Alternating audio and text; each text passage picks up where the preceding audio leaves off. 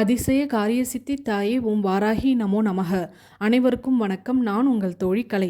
இன்னைக்கு நம்ம சேனல்ல அஷ்ட ஐஸ்வர்யங்களையும் ஏற்படுத்தி கொடுக்கக்கூடிய ஒரு அற்புதமான தீப வழிபாட்டு முறையை தான் பார்க்க போகிறோம். இந்த தீபம் ஏற்றுவதனால உங்கள் வாழ்நாளில் இனி பண பற்றாக்குறையே இருக்காது. அந்த அளவுக்கு உங்களுக்கு தேவையான பணப்புழக்கத்தை ஏற்படுத்தி கொடுத்துட்டே இருக்கும். இந்த தீபம் ஏற்றிய பிறகு அதை கண்கூடா பார்க்க ஆரம்பிப்பீங்க. இது எங்களுக்கு தெரிஞ்ச ஒரு பெருமாள் கோயில் அர்ச்சகர் சொன்ன வழிபாட்டு முறை. இதை உங்களோட ஷேர் பண்ணிக்கிறதுல நான் ரொம்பவே பெருமைப்படுறேன். நாங்கள் பொருளாதார ரீதியாக கஷ்டப்பட்டுட்டு இருந்த காலத்தில் எங்களுக்கு கை கொடுத்த ஒரு அற்புதமான தீப வழிபாட்டு முறையை தான் இந்த பதிவு மூலியமாக நான் உங்களுக்கு தெரியப்படுத்த போகிறேன். இந்த தீபம் ஏற்றுவதற்கு ஒரு முக்கியமான பொருள் தேவை. அது என்ன பொருள், அந்த தீபம் எப்படி ஏற்றணும், எந்த நேரத்தில் ஏற்றணும், இது எல்லாமே நம்ம வரிசையாக பார்க்க ஆரம்பிச்சிடலாம். பதிவுக்குள்ளே போகிறதுக்கு முன்னாடி நம்ம சப்ஸ்கிரைபரான தோழி அவங்க பூஜை அறையில் ஆத்ம தீபம் ஏற்றி வச்சுருக்காங்க. அந்த தீபத்தினுடைய சுடரில் ஏதோ ஒரு முகம் மாதிரி உருவம் தெரிகிற மாதிரி கவனிச்சிருக்காங்க. அது என்ன உருவம் அப்படின்றத அவங்களுக்கு சரியாக கணிக்க முடியல. அது வாராகி அன்னை தானா அப்படின்னு என்கிட்ட கேட்டிருந்தாங்க. என் கண்ணுக்கு வாராகி அன்னை மாதிரி தெரியல, ஆனால் என் கண்ணுக்கு நரசிம்மர் மாதிரி ஒரு உருவம் தெரிகிற மாதிரி தான் இருக்குது. 2 கண்களோடு சிரித்த முகமாக அழகாக முகத்தை காட்டி கொடுத்துருக்காங்க. ஆனால் என்ன தெய்வம் அப்படின்றத என்னாலையும் கணிக்க முடியல. சில சமயம் சித்தர்கள் கூட இந்த மாதிரி தீபச்சுடரில் காட்சி கொடுக்கலாம். உங்களுக்கு இந்த தீபச்சுடரில் தெரியறது யாராக இருக்கும் அப்படின்னு தோணுதோ ஒரு லைக் பண்ணிவிட்டு அதை நீங்கள் கமெண்ட் செக்ஷனில் தெரியப்படுத்துங்க. சரி, வாங்க இன்னைக்கான பதிவுக்குள்ளே போயிடலாம். இந்த தீபம் ஏற்றுவதற்கு ஒரே ஒரு சிப்பி தேவைப்படும். ஆழ்கடல்லிருந்து கிடைக்கக்கூடிய அத்தனை பொருட்களுமே மகாலட்சுமிக்கு உகந்த பொருட்கள். சங்கு தீபம் ஏற்றுறத நீங்கள் நிறைய பதிவுகளில் பார்த்துருப்பீங்க. பெருமாளுடைய அருளையும் மகாலட்சுமியினுடைய அருளையும் பெற்றுத்தரக்கூடிய சங்கு தீபம் எந்த அளவுக்கு சிறப்பு வாய்ந்ததோ அதை விட பல மடங்கு அளவுக்கு பலன் தரக்கூடியது இந்த சிப்பி தீபம். விலை மதிப்பற்ற முத்துக்களை பொக்கிஷமாக பாதுகாக்கக்கூடிய இந்த சிப்பியினுடைய அருமை பல பேருக்கு தெரியறதில்ல. நவரத்தினங்களில் ஒன்றான முத்தை ராஜாக்கள் அவங்களுடைய கழுத்துல அணிஞ்சிட்டு இருந்ததுனால தான் ஒரு நாட்டையே ஆள முடிஞ்சது. அது மட்டும் இல்லாம செல்வாக்கு நிறைந்தவங்களாகவும் வாழ்ந்திருக்காங்க. இப்ப இருக்க ஜென்ரேஷன்ல யாரும் முத்து மாலை அணியறதில்ல. தங்கம் தான் விலை மதிப்பற்ற பொருள் அப்படின்னு நினைச்சிட்டு இருக்காங்க. முத்து மாலை அணிஞ்சோம் அப்படின்னாலே நம்ம கூட மகாலட்சுமி நிரந்தரமாக வாசம் செய்வாங்க. தங்கத்தோடு சேர்த்து முத்து மாலையையும் அணிந்து பழகிக்கோங்க. இதனால பொருளாதார வளர்ச்சி மட்டும் இல்லாம கௌரவமான வாழ்க்கையும் நமக்கு கிடைக்கும். இப்போ உங்கள் பூஜை அறையில் இந்த சிப்பி தீபம் எப்படி ஏற்றணும் அப்படின்றத பார்க்கலாம். இப்போ நீங்கள் ஸ்க்ரீனில் பார்த்துட்டு இருக்கிறது நன்னீர் சிப்பிகள். எந்த சிப்பி வேணாலும் இந்த தீபம் ஏற்ற பயன்படுத்தலாம். சிப்பிகள் எல்லார் வீட்லேயும் கண்டிப்பாக இருக்கும். ஏதோ ஒரு மூலையில் நம்ம போட்டு வச்சுருப்போம் இதனுடைய அருமை தெரியாமல். இனி அதை நல்லா சுத்தம் செய்துட்டு தீபம் ஏற்றிட்டு வாங்க. இப்போ நான் கையில் வச்சுருக்கிறது பார்த்தீங்கன்னா ரொம்பவே ப்ரீஷியஸான முத்துக்கள் கொடுக்கக்கூடிய சிப்பி. இது எனக்கு தெரிஞ்சவங்க ஒருத்தவங்க கிஃப்டாக கொடுத்துருந்தாங்க. தொடர்ந்து 1 வருஷமாக நான் இந்த சிப்பியில் தான் தீபம் ஏற்றிட்டு இருக்கேன். நீங்கள் இந்த மாதிரி சின்ன சிப்பியாக இருந்தாலும் பயன்படுத்தலாம்.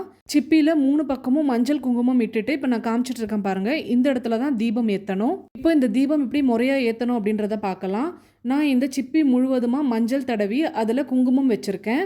தீபம் எரியக்கூடிய அந்த முனையில் ஒரே ஒரு குங்குமம் பொட்டு வச்சுருக்கேன். மஞ்சள் முழுவதும் தடவிட்டு ஒற்றைப்படை எண்ணிக்கையில் நீங்கள் எத்தனை குங்குமம் பொட்டு வேணாலும் வைக்கலாம். நான் இந்த தீபத்தை செவ்வாய்க்கிழமையும் வெள்ளிக்கிழமையும் மகாலட்சுமிக்கு முன்னாடி ஏற்றி வைப்பேன். ஒரு பித்தளை தட்டோ அல்லது செம்பு தட்டோ அல்லது இந்த மாதிரி வெள்ளி தட்டா இருந்தாலும் பரவாயில்ல, அதில் கோலம் இட்டு அதுக்கு மேலே மண் தட்டோ அல்லது வெள்ளி தட்டோ வச்சுட்டு அதில் பரவலாக பச்சரிசியை வைக்கணும். பச்சரிசி மேலே வச்சு தான் சிப்பி தீபம் ஏற்றணும். பச்சரிசிக்கு மேலே சிப்பியை வச்சாச்சு. இப்போ இதில் நல்லெண்ணெய் ஊற்றி தான் தீபம் ஏற்ற போகிறோம். இந்த தீபம் 10 நிமிஷம் எரிஞ்சாலும் நல்ல பலனை கொடுக்கும். நீங்கள் எடுக்கிற சிப்பியை பொறுத்து எண்ணெய் ஊற்றிக்கோங்க. இப்போது எண்ணெய் ஊற்றி வச்சுருக்க சிப்பியில் ₹1 நாணயம் போட்டு வைக்கணும். அடுத்ததாக ஒரே ஒரு ஏலக்காய், ஒரு கிராம்பு, அடுத்து ஒரு சின்ன துண்டு பச்சை கற்பூரம் எடுத்து அதை நல்லா நுணுக்கிட்டு எண்ணெயில் போட்டுடணும். சாதாரணமாக நீங்கள் எந்த தீபம் உங்கள் பூஜை அறையில் ஏற்றினாலும் கொஞ்சமாக பச்சை கற்பூரம் நுணுக்கி போட்டு தீபம் ஏற்றுங்க. அடுத்து இந்த தீபம் ஏற்றுவதற்கு 2 பஞ்சு திரிகளை ஒன்றாக இணைத்து போட்டு சிப்பியினுடைய முனைப்பாகத்தில் வச்சு தீபம் ஏற்றணும். சின்ன சிப்பியில் தீபம் ஏற்றுறீங்க அப்படின்னா இந்த மாதிரி முனைப்பாகத்தில் திரியை வச்சு தீபம் ஏற்றணும். நான் இந்த மாதிரி தான் வெள்ளிக்கிழமைகளில் மகாலட்சுமிக்கும் பெருமாளுக்கும் முன்னாடி இந்த தீபத்தை ஏற்றி வைப்பேன். உங்கள் வீட்டில் மகாலட்சுமியினுடைய விக்கிரகம் இருக்குது அப்படின்னா மகாலட்சுமிக்கு முன்னாடி இந்த தீபம் ஏற்றி வைங்க. அப்படி இல்லைனா பெருமாள் படத்துக்கு முன்னாடியும் இந்த தீபத்தை ஏற்றி வைக்கலாம். தீபத்தினுடைய சுடர் வடக்கை நோக்கியோ அல்லது கிழக்கை நோக்கியோ இருக்கணும். தீபம் ஏற்றிய பிறகு சொல்ல வேண்டிய ஒரு மந்திரம் இருக்குது. நமஸ்தே செல்வ ரூபின்யை, நமஸ்தே கமலவாசினி, தேஹிமே தன பிராப்தி நித்யம், சித்திர் பவத்துமே சதா. 27 முறை இந்த மந்திரத்தை ஜபிக்கணும். மகாலட்சுமியினுடைய சக்தி வாய்ந்த இந்த மந்திரம் சொல்றதுனால நம்ம வாழ்க்கையில எப்பொழுதுமே தன தானியத்திற்கு குறைவு இருக்காது. அதே மாதிரி இந்த சிப்பி தீபம் மகாலட்சுமிக்கு முன்னாடி ஏத்துறதுனால சகல செல்வங்களையும் ஈர்த்து நம்மளிடம் கொண்டு வந்து சேர்க்கும். நம்ம இல்லத்துல அஷ்ட ஐஸ்வர்யங்கள் பெருகிக் கொண்டே இருக்கும். இனி உங்க வீட்ல பண பற்றாக்குறை அப்படின்ற பேச்சுக்கே இடம் இருக்காது. தொடர்ந்து செவ்வாய்க்கிழமையும் வெள்ளிக்கிழமையும் இந்த தீபத்தை ஏத்திட்டு வாங்க.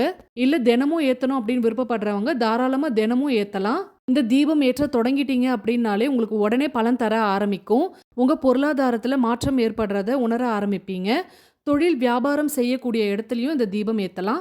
ஒரே ஒரு தீபம் உங்க பூஜை அறையில ஏத்தி வச்சாலே போதும், நல்ல பலனை கொடுக்கும். நான் வாராகி அன்னைக்கு முன்னாடியும் மகாலட்சுமிக்கு முன்னாடியும் அதே மாதிரி ஒரே ஒரு தீபம் துளசி மாடத்துலயும் ஏத்தி வைப்பேன். நாங்க இந்த தீபம் ஏற்றி திடீர் பண வரவும் எங்களுக்கு ஏற்பட்டிருக்கு. அவங்க கிட்ட இருந்து பணம் வரும் அப்படின்னு நாங்க எக்ஸ்பெக்டே பண்ணியிருக்க மாட்டோம். ஆனா அவங்களே கூப்பிட்டு அந்த பணத்தை கொடுத்தாங்க. இந்த சிப்பி தீபத்தை எந்த நேரத்துல ஏத்தணும் அப்படின்னா வெள்ளிக்கிழமையும் செவ்வாய்க்கிழமையும் காலை மாலை இரு வேளையிலையும் இந்த தீபத்தை உங்க பூஜை அறையில வைத்து ஏத்துங்க. இந்த சிப்பி தீபம் நீங்க ஏற்ற தொடங்கினதுமே உங்க வாழ்க்கையில பல அற்புதங்கள் நிகழ ஆரம்பிக்கும். சொல்ல முடியாது, இந்த தீபத்தை ஏற்றின அன்னைக்கே கூட உங்களுக்கு ரிசல்ட் தெரியும்.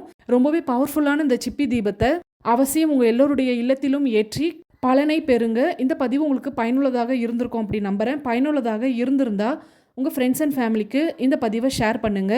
மறக்காம சப்ஸ்கிரைப் பண்ணிட்டு பக்கத்தில் இருக்க பெல் சிம்பிளை கிளிக் பண்ணிட்டு அதில் ஆல்னு கொடுங்க. மீண்டும் அடுத்து ஒரு அற்புதமான பரிகாரத்துடன் உங்களை சந்திக்கிறேன். அதுவரை நன்றி, வணக்கம்.